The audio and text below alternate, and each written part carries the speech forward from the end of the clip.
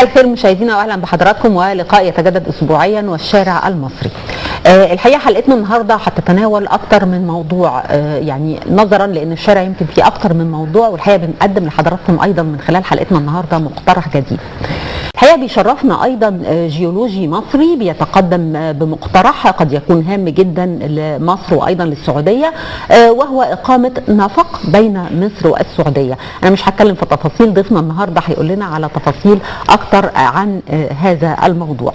بيسعدنا في حلقتنا النهارده هيكون معانا الجيولوجي فريد الجبالي. اهلا بحضرتك يا فندم، منورنا. وايضا الكاتب الصحفي الاستاذ خالد الكيلاني. اهلا بحضرتك. اهلا بك يا فندم.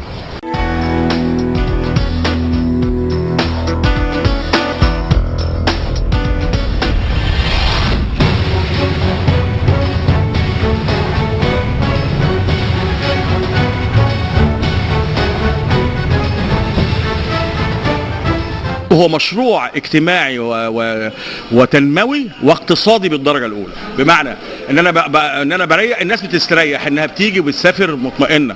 كلنا بنحلم بالقطار الاوروبي، وسافرنا ونسافر. انا كنت راجل مهاجر في امريكا، بنسافر القطر نركب هنا. طب ليه ما يكونش من حقنا ان احنا نركب من القاهره نوصل للمدينه المنوره؟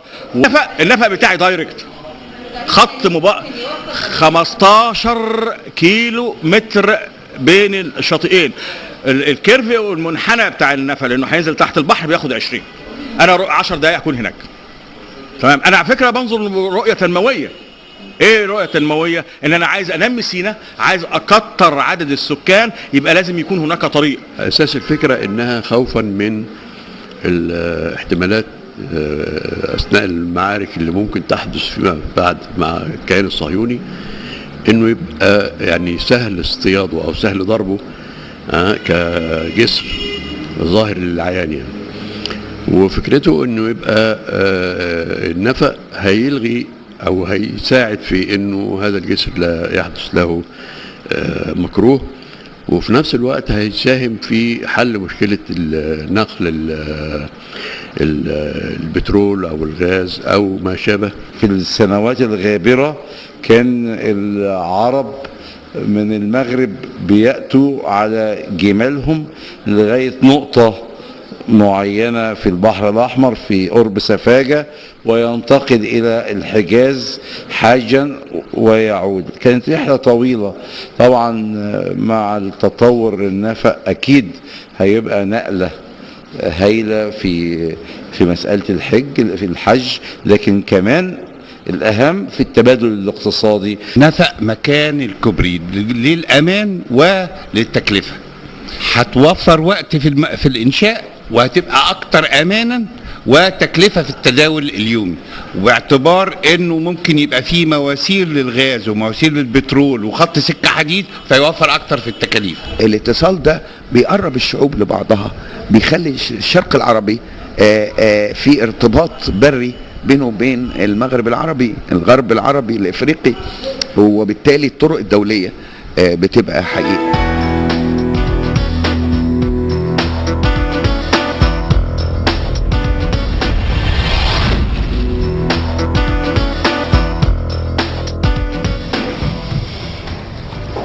عودة مع حضراتكم مرة أخرى، ونبدأ الحوار مع ضيوفنا. طبعا هنبدأ مع يعني الجيولوجي الأستاذ فريد الجبالي. حضرتك تحدثنا عن مشروعك. أشكرك للفرصة الطيبة اللي أنا أتاحت لي. الحقيقة يمكن كانت البداية كانت في 98، كان ظهر مشروع الجسر، كان اسمه جسر التواصل، وحصل فيه نوع من عملية الخلط وعملية البلبلة، هل يصلح أو لا يصلح. انتهت القضية بأن السعودية كانت موافقة على هذا الموضوع، وكان حسني مبارك للأسف تراجع في هذا الكلام، وقيل أنه هو بسبب أن في تأثير على المنتجع أو البيئة أو غيره أو ذاك، أو إسرائيل أيضا، لأن في اتفاقية اسمها اتفاقية كامب ديفيد عارفينها، وأن في مادة رقم 5 بتنص على حرية مرور السفن في خليج العقبة في مضيق تيران. الحقيقة يمكن الموضوع ده نام بعد سنة 98، وأنا كنت الحقيقة في الخارج، وكنت كتبت وعلقت في نقطة مهمة جدا، ان حتى لو كان وافق على هذا الكلام لابد ان يكون نفق وليس كوبري.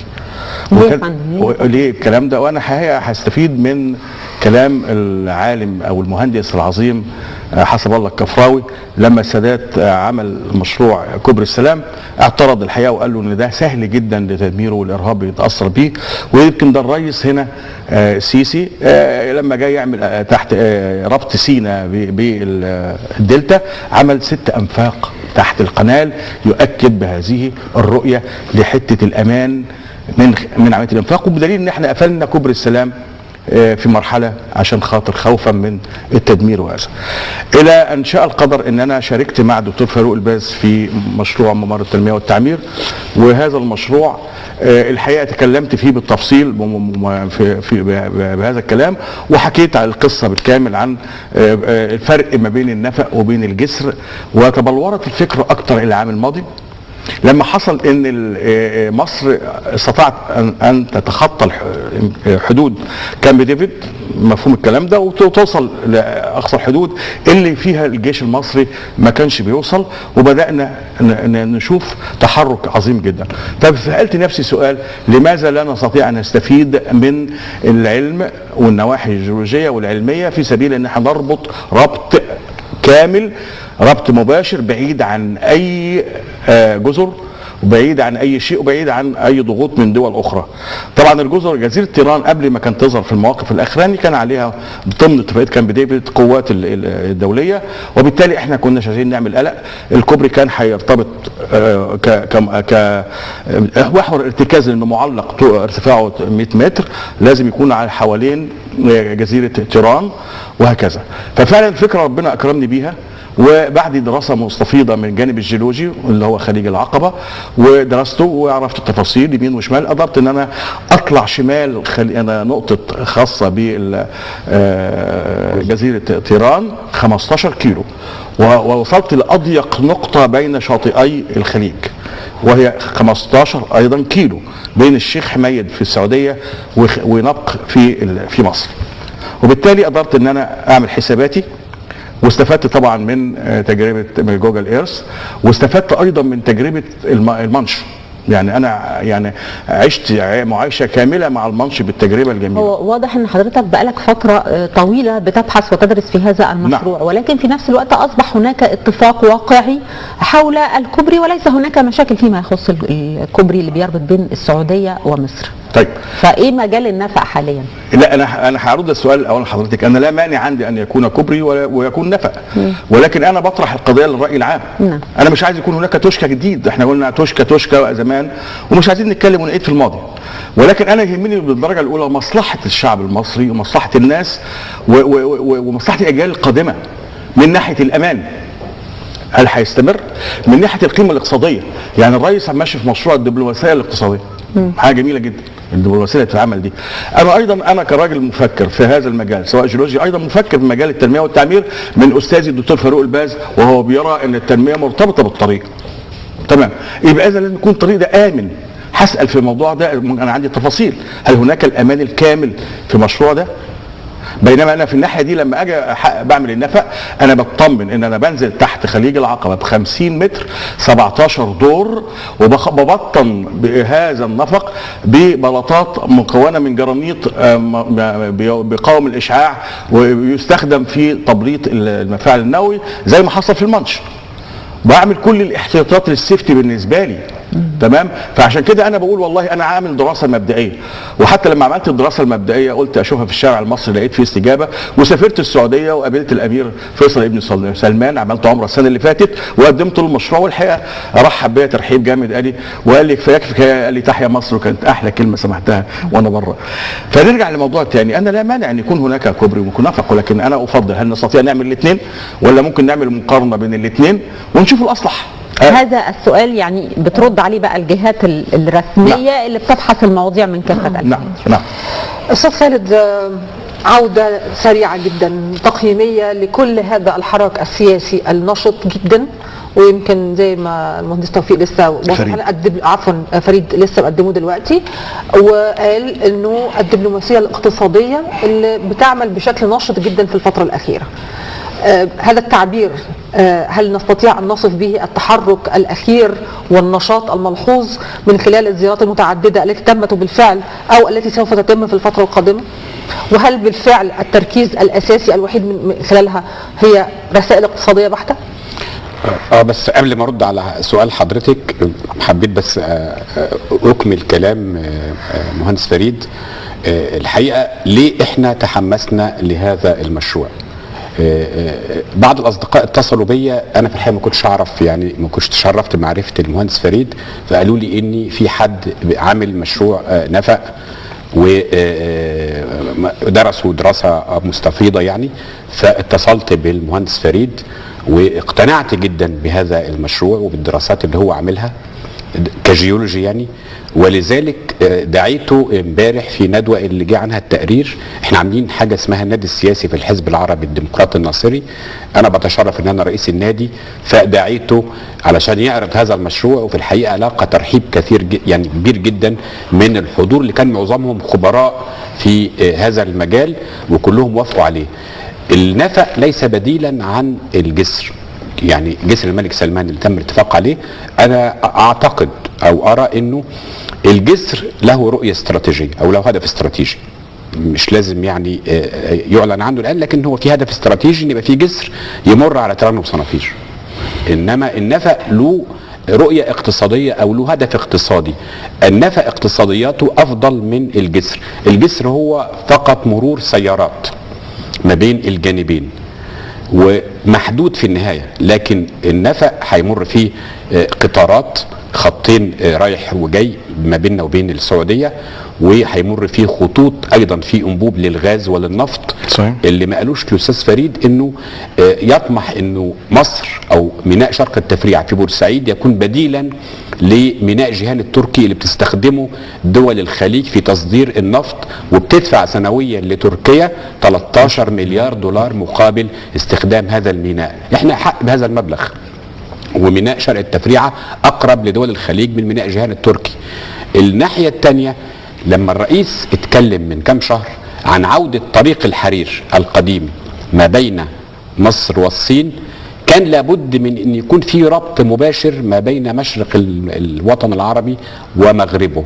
حضراتكم عارفين انه الاستعمار القديم بريطانيا لما زرعت اسرائيل في هذه المنطقة كان الهدف الاساسي هو القطع ما بين الجزء الشرقي من العالم العربي والجزء الغربي، منعا لوحدة هذا العالم، لأنه لو اتحد العالم العربي سوف يصبح أكبر قوة في هذا العالم في الكون كله، أكبر حتى من الاتحاد الأوروبي.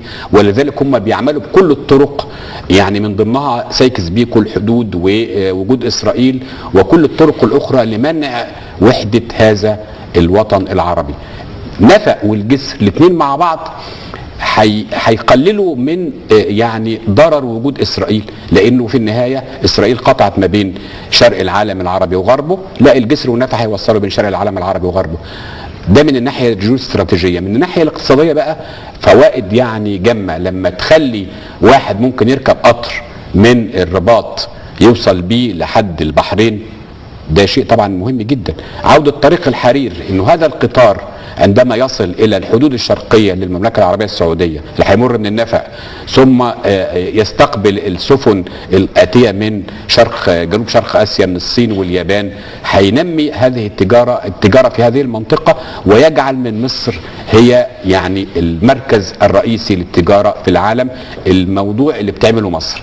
ارجع لسؤال حضرتك، انا رايي انه ما يفعله الرئيس السيسي ليس فقط مجرد دبلوماسيه اقتصاديه، ولكنه يعيد مصر الى موقعها الحقيقي في العالم الذي تستحقه والذي فقدناه على مدى 3 عقود مضت. مصر الان تعود بقوه الى موقعها اللي اديته لها التاريخ واديته لها الجغرافيا واديته لها الحضاره واديته لها